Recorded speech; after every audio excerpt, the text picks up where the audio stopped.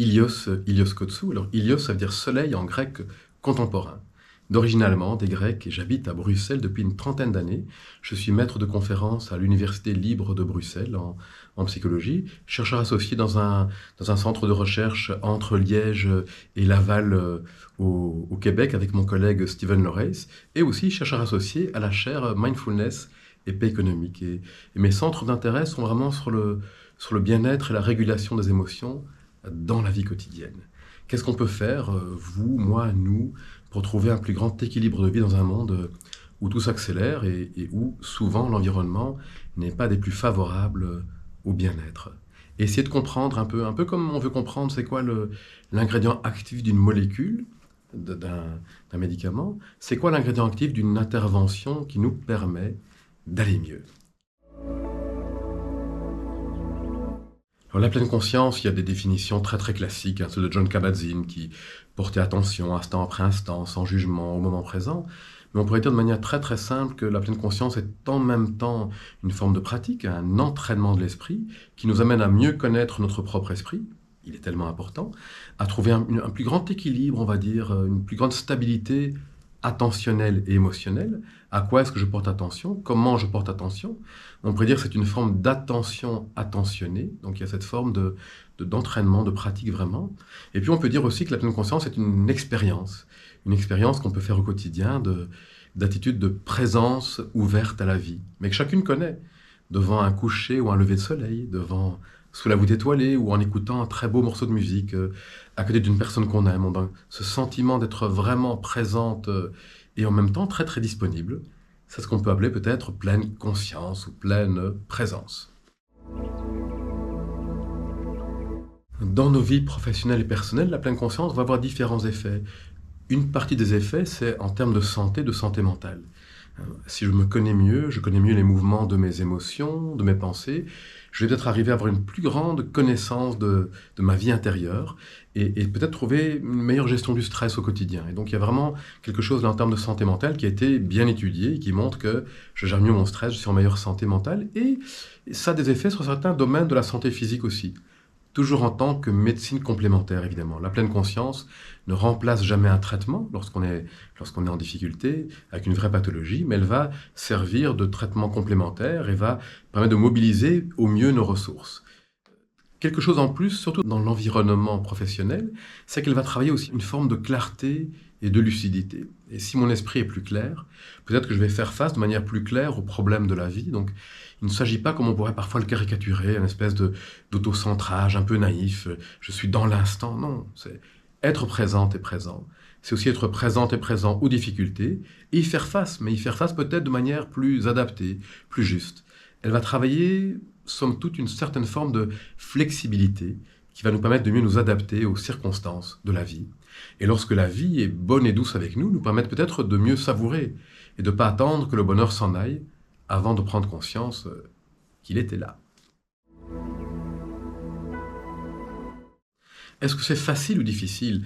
Je crois que déjà il faut une petite distinction entre simple et facile. C'est pas facile, non, mais c'est très simple et donc il ne faut pas un niveau particulier, il n'y a pas de niveau 2, il n'y a pas un secret qui est caché là. Il s'agit vraiment d'un entraînement, d'une pratique, mais tout comme aller courir, si on en a besoin de faire un entraînement physique, c'est très simple, à la portée de tout le monde, mais c'est difficile parce que notre vie est pleine de plein de choses, qu'on est souvent peu disponible, qu'on a tellement de distractions attentionnelles, et puis que c'est pas évident. Et donc oui, très simple, oui, aussi très difficile, et en même temps tellement important. À nouveau, je ne plaide pas pour la pleine conscience. Personnellement, je ne trouve pas qu'il vaut mieux faire ça qu'autre chose, mais j'ai l'impression qu'une femme ou un homme aujourd'hui a besoin de prendre soin de sa vie intérieure. Si je ne prends pas soin de ma vie intérieure, je suis à la merci de l'environnement qui est parfois très très difficile, mais aussi par exemple, des algorithmes de l'intelligence artificielle qui très rapidement me connaissent mieux que moi, je ne peux me connaître si je ne fais rien. Et donc je perds en liberté, je perds en disponibilité. Pour ce qui est important pour moi, je perds en qualité de vie. Et donc cette forme de pratique, elle nourrit une forme d'intelligence existentielle peut-être, toute simple, qui est qu'est-ce que j'ai envie de faire de ma vie? Et de le faire comme je peux, avec les limites de mon quotidien.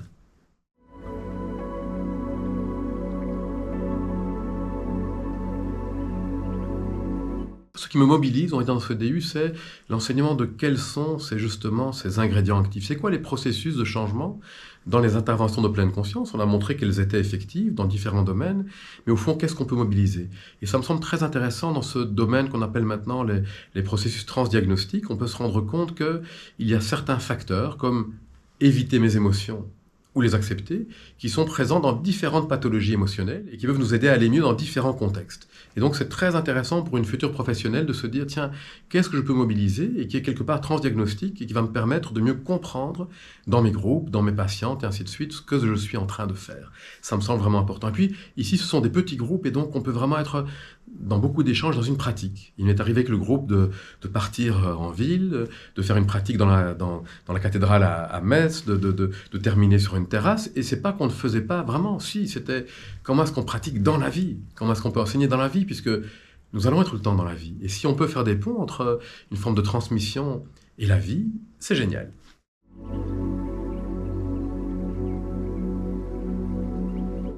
Alors, outre la pleine conscience, il y a évidemment une multitude de pratiques qui nous permettent de mieux faire face au stress et développer notre bien-être dans l'existence. Alors, il y en a tellement, je pense à l'hypnose ericksonienne. Vraiment, l'hypnose a montré des vertus, il y a de la recherche aujourd'hui là-dessus, et elle propose de voyager parfois dans le temps. Par exemple, d'aller retrouver dans le passé un endroit où on était vraiment bien et de pouvoir s'asseoir dans ces ressources-là. Mais beaucoup plus que ça. Mais il y a une question de voyage très intéressant dans l'hypnose.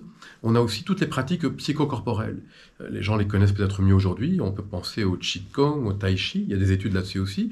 Mais aussi à la danse, tout ce qui va nous reconnecter au corps et nous mettre en mouvement dans le corps, va travailler les émotions, mais peut-être moins par une forme d'intellect et plus sur une forme d'incorporation. Et je trouve ça drôlement intéressant.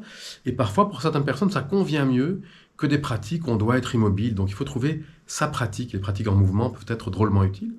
Alors moi, je pense vraiment que la lecture, et même la lecture d'un très bon roman, ça peut être une très très belle manière de visiter un espace intérieur. Et donc, s'occuper de la vie intérieure peut être par la lecture, par la poésie, et par l'art en général. Alors, si on veut pratiquer, et pas être une professionnelle, mais pratiquer, faire de la peinture, même naturellement, qu'est-ce que j'ai envie de mettre de ma vie intérieure sur une feuille de papier? Qu'est-ce que j'ai envie de faire passer au travers d'un instrument de musique? Et si je peux évidemment le partager à d'autres, ça peut aussi donner quelque chose d'intéressant, mais juste de le faire pour soi. Et donc je crois que tout ce qui touche à la vie intérieure, par des images, par de l'art, par de la poésie, par de la littérature, a pour vertu de nous permettre d'explorer ces incroyables paysages intérieurs. Alors dans les initiatives justement pour cette question de pleine conscience, de comment est-ce qu'on cultive cet équilibre intérieur, on a créé une application de méditation qui s'appelle Presence en français, présence on dit en Belgique, et cette application a plusieurs caractéristiques. Alors d'abord, elle est de très grande qualité, le benchmark comme on dit, on a regardé ça par rapport aux plus grandes applications, que ce soit les applications américaines, Calm, Headspace ou Petit Bambou. Mais elle a une particularité, c'est que qu'on paye ou pas, on a accès à tout le contenu. Ce qui fait que quels que soient vos revenus, il y a des personnes qui n'ont pas les moyens de payer une application, vous pouvez avoir accès à 100% de l'application. Et là, une autre particularité, c'est qu'il y a beaucoup de diversité. Il y a une quarantaine de parcours. Ce sont autant des femmes que des hommes, des voix plus connues, comme celle de Mathieu Ricard ou de Thierry Janssen, des voix moins connues, mais tout aussi belles et intéressantes, qui visitent autant des choses comme notre rapport méditatif à l'environnement, à la nature, méditer avec les enfants, certaines voix un peu plus spirituelles, et ainsi de suite. Et donc il y a vraiment une très très belle diversité sur l'application.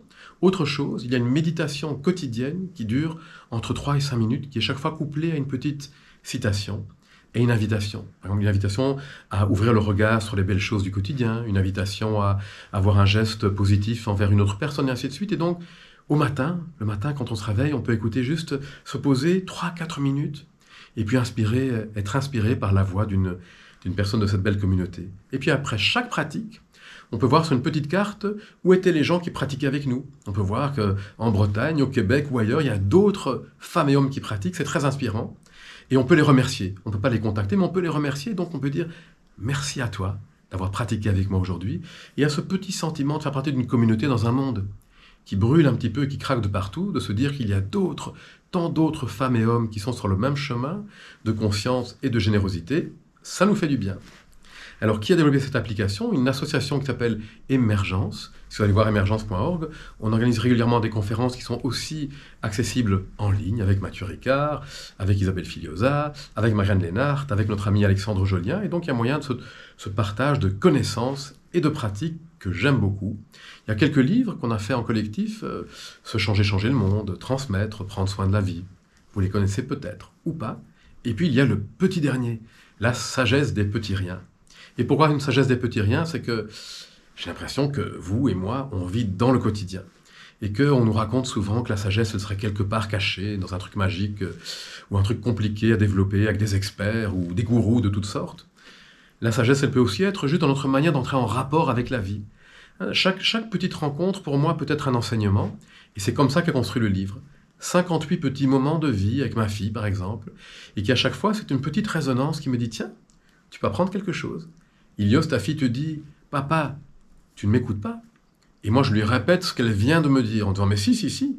Mais au fond, j'étais pas honnête. En réalité, je n'étais pas vraiment là, avec tout mon corps. Bien sûr que j'ai enregistré, j'ai entendu, mais je n'ai pas écouté réellement. Et donc voilà, un petit chapitre qui était sur la différence peut-être entre écouter et entendre, une invitation pour moi, en tout cas à davantage parfois habiter ma vie, et non pas atteindre une perfection, mais juste à être davantage à l'écoute, à cette merveilleuse aventure, mystérieuse et parfois difficile, qu'est notre existence.